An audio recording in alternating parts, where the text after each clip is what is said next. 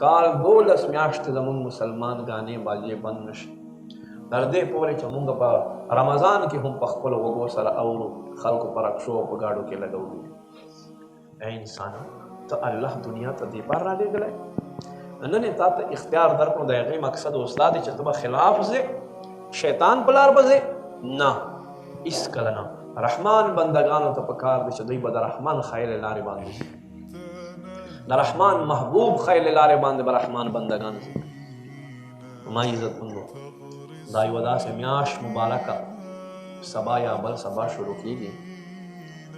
حدیث شریف کې راځي څوک چې د رجب المرجب زبرګه میاشت دی، مونږ پښتانه زبرګه میاشتو ته وایي، زبرګې میاشتې اولنۍ روژه ونیسي، حضور فرمایي الله به ده ته 3 کاله مسلسل روژې نیسلو ثواب ورعطا کړي.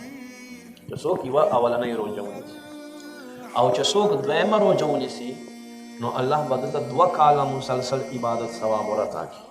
او څوک چې 3مه روژه ونیسي نو الله رب کریم به ده ته د 1 کال قبول عبادت ثواب ورعطا کړي.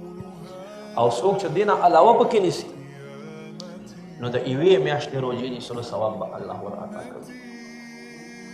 نو ما عزتمندو، کتابونه لیکي په ورځ د قیامت په الله په بارګاه باندې یو بنده حاضر شي، الله به دنه حساب او کتاب واخلي. اوس دې مونږ خپله سوچ وکړو چې نن په دنیا کې د 10,000 روپو مونږ چاته حساب نشو ورکولی، نو ما په ځمکې مخ 80 کاله 80 کاله بلوغ نه بعد ژوند تېر کړی دی، هغه حساب به زه د یو نعمت الله ته څنګه ورکوم چې تا خپل خپلوان هم ولاړي، ټول د پېژندو خلک ولاړي او رب کریم تا نه تپوسونه کوي، تا ته یوه ګناه ته ښایي.